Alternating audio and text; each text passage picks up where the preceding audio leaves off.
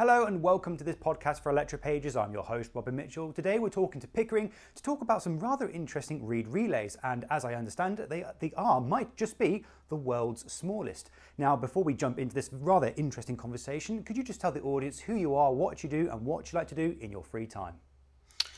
So my name is Robert King. I'm the Technical Sales and Product Manager for Pickering Electronics. I've worked for Pickering for just over 11 years.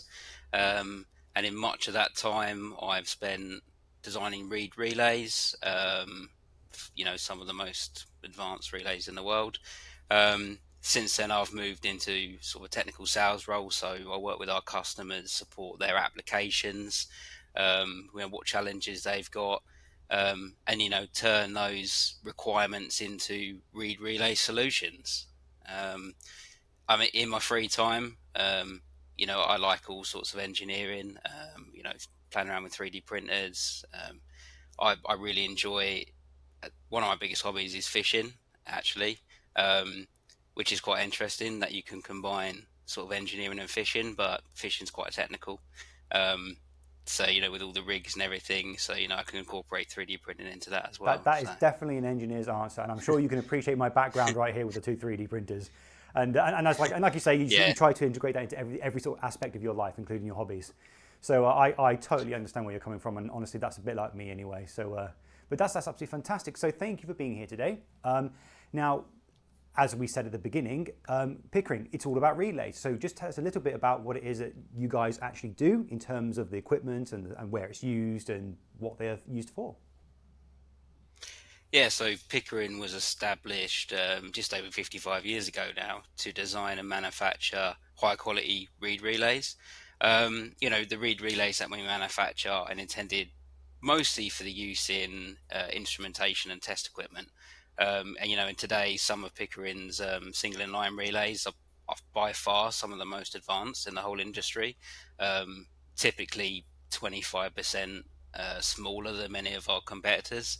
The reed relays are suitable for many applications, for example, high-density applications such as ATE switching matrices and multiplexers, many high voltage applications as well. We're seeing emerging industries such as electric vehicles, solar, wind, medical is a huge market for us at the minute.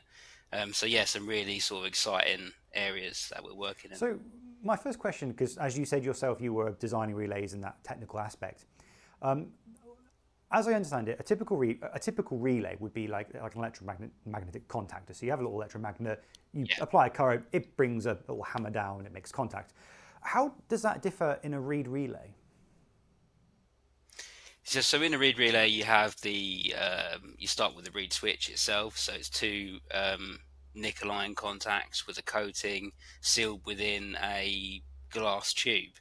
And then we add the coil, as you say, as the current flows through the windings, it operates the actual reed switch contacts. So that's the basis of how a reed relay works. And then you have all the extras, depend on the application. You got a diode, for instance, to reduce back EMF to voltage drivers, magnetic screening, different packages. We can have different packages, flying leaded options, all sorts of things, really. And so I'm guessing. And so does that kind of mean that the sort of like the reason why someone would choose a reed relay is because of size and speed? Definitely to do with size and speed. I think just because of the actual physical construction, because you can have two very, very small contacts sealed within this glass tube. You got some of the smallest relays potentially on the market, and for instance, the contacts being sealed itself has its own benefits. For instance, in high voltage, because you can pull a vacuum within the tube itself. So you can have a very small switch with an extremely high voltage rating, unlike electromechanical, for instance, where you need to have a huge relay with huge spaces. And does that? I'm guessing that also means that with a vacuum, you can the breakdown voltage is obviously a lot higher because there's nothing for the voltage to ionize and then cross the gap. But because of the small distance, does that also mean does that mean you get a higher frequency? And if so, how much faster can you switch a reed relay compared to a typical sort of big bulky relay you'd use in an EV? Well, typically, some of the speeds we're running, like physical speed, not signal speed, is, we can run reed switches, up to 200, 250 hertz. So you can run these, these switches very, very, very fast, which is obviously one of the key advantages to using them. Also, because of the, because of the speed, you can switch these signals extremely fast as well. And also reed switches have excellent life. So not only you can switch the signals at a fast rate, you can switch, at switching, sort of cold levels, cold switching, you can switch billions of operations. Really? Now, for me, that sounds like that my idea of a reed relay computer based on Pickering products would actually work quite well, because you could do megahertz of speed. Well, not megahertz of speed, but you could sort of do millions and millions of operations, as you say, and the relays themselves would survive over a very long period of time, because compared to a typical relay, I'm guessing contacts don't wear down as fast. The lack of sparking would mean that the contacts themselves don't wear down as quickly. Would that be correct? Yeah, no, exactly right. The reed switches use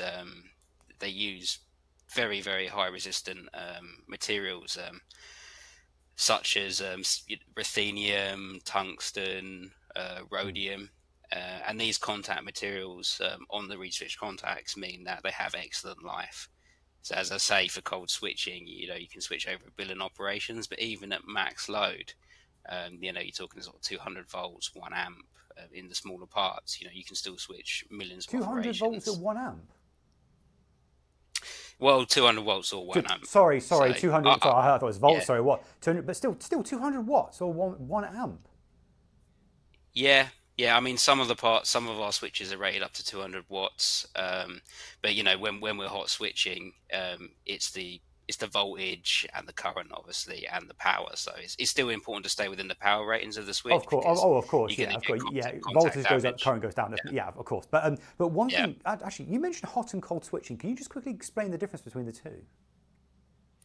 Yeah, so cold switching is applying the signal after the switch is already operated. So if it's a normally open switch, you operate the coil to close the contacts, and then you apply the signal. Less damaging to the reed relay itself. Yeah. Yeah. So for hot switching, on the other hand, the signal's already applied, and then you operate the coil. So you're closing the switch under load, and if you're closing the switch under load, there's always going to be some element of arcing, because you've got two metal pieces coming together. Obviously, it's very, very small. But if you want to switch tens of millions of operations, billions of operations, and over time the contacts will wear. But as I say, reed relays are still very resistant for hot switching applications as well. So an excellent choice there. So you mentioned multiplex, which I thought was quite interesting. Could you tell me where these relays are actually used and why they're being used, if that makes sense? So for example, bigger relays using EVs, the ones that can switch kilowatts of power, they're being used to control power between the motor and whatever. But a reed relay switch, because I saw boards where you had I think something like 100 or 200 of these things on a small individual board. What is it actually being used for? Yeah, so Pickering Electronics manufactures a relay. Our sister company, Pickering Interfaces, who manufacture switching systems, they're manufacturing PIC SI cards, LXI cards. So on those systems, they're creating high density multiplexers or matrices.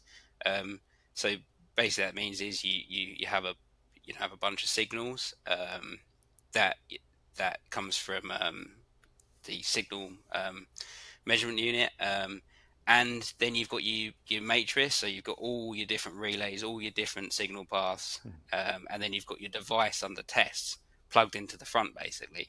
So you can switch multiple signals to multiple devices.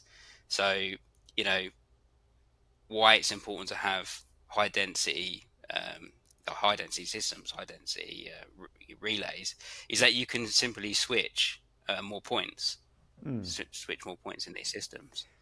So for some of Pickering Interfaces cards, there's 528 cross points on one card itself. And I'm guessing it also helps the fact that no, this is a big assumption because I'm not too familiar with relays in general because I tend to not use them. But I'm guessing that also gives you good things like galvanic isolation that you normally couldn't get with a solid state switch.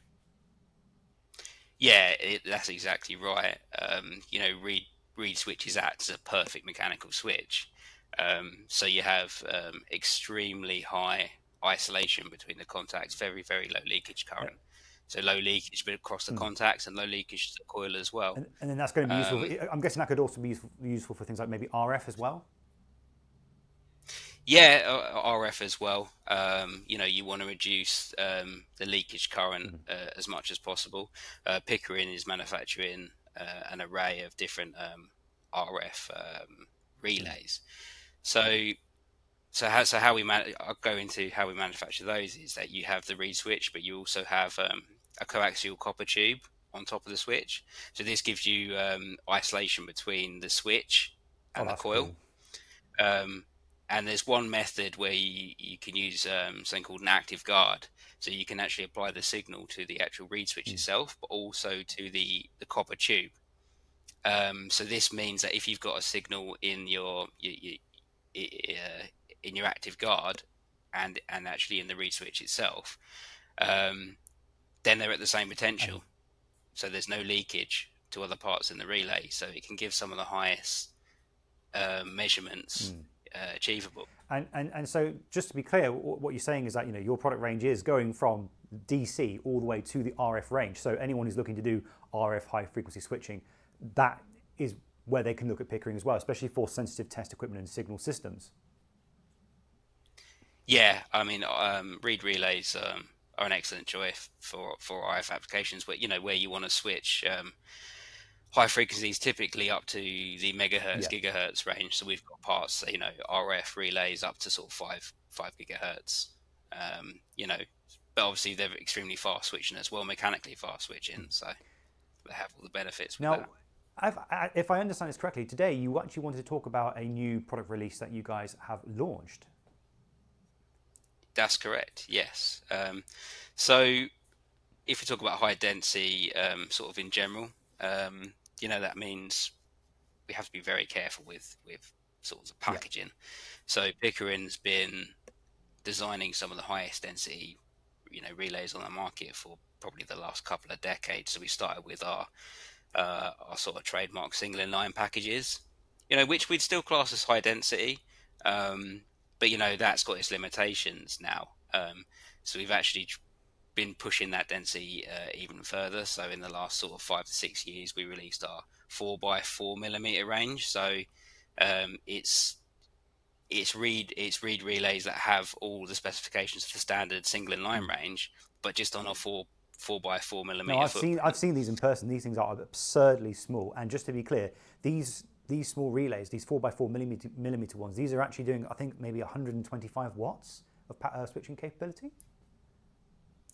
I mean, the 4x4 millimeters, the typical specifications is, 200 volts or 1 amp, up to around 20 watts. I mean, they're very small, 4x4 by 15 millimeter in height. That's right, yeah. But typically we can fit 9 to 12 relays in the space of sort of 4 industry standard parts.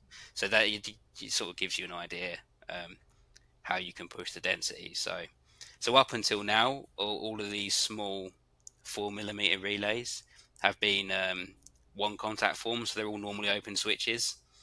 We offer them with sort of 3, 5, 12 volts. But to take that one step further, in the last year, we released our Series 125, which is a 2-pole relay. So it's 2 switches, 2 normally open switches, within a 5x5 mil package. And that's our sort of newest addition to our range. that's two separate relays in a so you've increased the area by 15%, maybe 15%, but you've basically doubled the number of relays in that package. Yeah. Yes, that's correct. Now those two relays, are they both controlled by the same control coil, or are they separate control coils? So it's controlled by the same coil. But you can still switch two signals with that one. Yes, that's correct. So the two switches are completely isolated. They can switch two different signals, or they can switch to the same point. So, two-pole relays are, they're used in a lot of different applications, but, mixed signal testing, it's quite a good way if you want to switch, Kelvin, you want to conduct sort of a Kelvin test, so you can switch, you can have the two switches. Oh, of course. Go to the same you can device. Have two sets. You got four connectors coming off. So, I see that. Yeah. Yeah. So it's 5x5 millimeters. And what kind of power are we talking about for these 5x5 millimeter relays? So the 5x5 millimeter relays, we've been able to keep all the specifications of the standard SIL relays. That's what we've been aiming for. So what we've tried to do is we've tried to capture all the high specifications of the current industry standard ranges over the last sort of 10 to 15 years, and then encompass that into one range that kind of does everything. So with the 125 series, we've been able to meet 200 volts, 1 amp, 20 watts, even in two-pole. Which to be fair, in a 5x5 millimeter package is insane. And also keep in mind that it's got the high switching characteristics. So we're talking 250 hertz, are we, in terms of switching capability? Yeah, sort of up to 250 hertz physical mechanical speed. That's kind of where which is absurd for a switch to be switching in that many times with billions of switching sort of like lifetime capability. So where do you expect that these switches are going to be useful in terms of the industry and the applications? There's a big push for technology for semiconductors. So these are going to be used in AT switching systems and signal semiconductor testers. That's where we see this going. How advanced semiconductor, how these wafers that are being produced now, with the sheer amount of components that are being produced on these semiconductor wafers, there's so many different points to test. So with the semiconductor chips becoming more complex, you need to have more switching points. So unless you actually increase the size of these test units, the only other way to do that is actually to shrink the physical components on these load boards. So, with offering some of the highest density relays on the market, we see them being used in these areas, along with traditional, test and measurement devices as well. A quick question in terms of the mechanical action, because you mentioned you've got two separate relays in a single package. Am I correct in thinking that reed relay switches can't be normally closed, or is that not true? Yeah, that's not true, actually, because if I sort of go into how we've expanded the 125 series. So we initially kind of did a pre-launch last year for the two-pole devices, so the two normally open switches in one package. But what we've actually done is we've taken the same package size, so the 5x5 mil area, and we've added a normally closed version in that as well. So what I'd like to see is one with a normally closed and normally open in the same package. So you've got inverted options. With that? Yeah. So how it works is, so in the package you have two normally open switches. But what we can actually do is because typically reed switches themselves are manufactured as normally open. So that is sort of partially true. You don't typically see normally closed switches manufactured. So how Pickering creates normally open is that we have the sort of the two-pole coil with a normally open switch, but we place a permanent magnet inside the coil, which closes the switch. No way. So when you apply but, current, it cancels out the magnetic field. yeah, Oh, exactly. that is Exactly, so yeah. cool. That is actually, I'm sorry, that is really, really cool because I think I actually don't know how reed relays work in terms of the fact that because you have two contacts that close when they're in the presence of a magnetic field, but I'm not quite sure why they're doing that. Is it? Yeah, actually, yeah, go on. What? How does that work? Why does that work?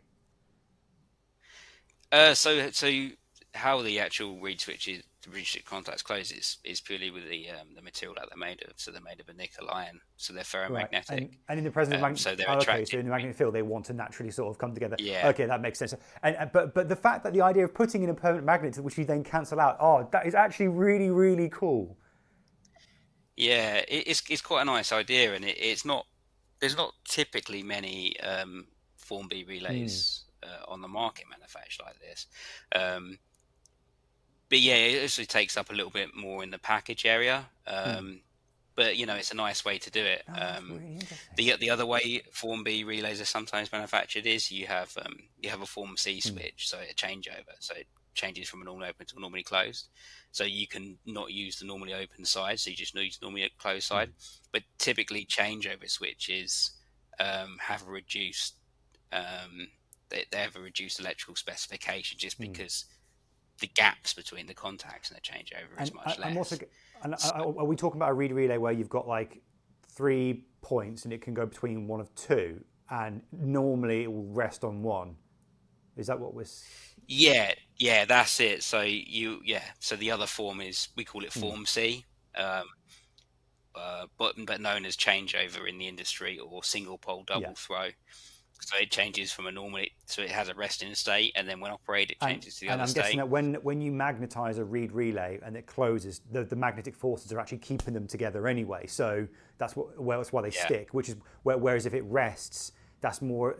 I'm guessing the force against the 2 points is not as strong, and so it's more prone to opening up because it's not under a magnetic field influence to keep it together. Yeah, that's exactly correct. Yeah, so when a Form C is operated, it relies on the restoring force to close, so and hence the lower electrical capabilities, because the connection may not be as reliable as a magnetically sort of clamped reed. Yeah. Fantastic. Yeah, so that's one reason why we create Form B relays in the way we do, because the normally open switches have a higher higher power, voltage, current rating. So the Form B relays with the magnet have the same rating as a Form A. Yeah, so you're not right. you're not reducing, because you're applying power to open it, as opposed to, because that's only just cancelling the magnetic field. So that makes sense. Oh, do you know? I honestly think that's actually a brilliant way to make a normally closed relay switch, which is to have a magnet which you then fight against with a current instead of trying to close it. That's absolutely brilliant. But before we get completely sidetracked off this, how relays work and different types, as I understand it, there's a new there's a new show coming up. Is it Electronica Products, or what exactly is the show? Because I go to Electronica, but this one's slightly different, isn't it? Yeah. So next week, from the 18th of November, Pickering Electronics will be at Productronica. Oh, Productronica. In Munich. So we've got a stand there. So we welcome anyone to come and see us if they've got any relay requirements. We'll be in Hall A1, stand 452. So that'll be really exciting to be at the show. Talk about any relay requirements. And what are you also looking to demonstrate at this show? Because obviously you've got the new range of the 5. Is it the 4x4mm or the 5x5mm? It's the 5x5, isn't it? The 5. Yeah, it's the 5x5mm. It's our Series 125. So what we're looking at showcase this year is the additional contact configurations, the different switch ratings. So last year we showcased the 2-pole, normally open parts, whereas this year we're adding one Form A parts, one Form B parts, one Form C parts, all within that 5x5 millimeter package. So really looking forward to showing that. There's a lot of advantages to using that part. Magnetic screening. We've got dioded options in there as well. Did you say magnetic screening? Yeah, so mu metal screening. So Yeah. obviously in high density applications, one of the biggest challenges is interaction between parts. So Pickering relays, we have this mu metal I was about to screening. say because Basically, I've seen the new version. It looks it's quite shiny on the outside, isn't it? So it's the yeah. yeah, yeah. So that has some of the highest thickness mu metal on it. So it actually keeps all of that magnetic field of the coil in the Mm. package. Typically reduces interaction down to less than one And that percent. makes it easy to sort of stack them into huge arrays where they're not going to interfere with each other. Yeah. Yeah, so yeah, that's one key advantage in there, and yeah, we're adding diodes to these parts as well. So that's one thing we weren't able to achieve with a 4x4 mil package before. So having an integrated diode in there is something that Mm. we were massively asked for by our customers in recent years. So yeah, so as I say, we've sort of encompassed all the technology from our legacy ranges and created this extremely high density 125 And series. I'll be completely honest, it sounds really, really interesting.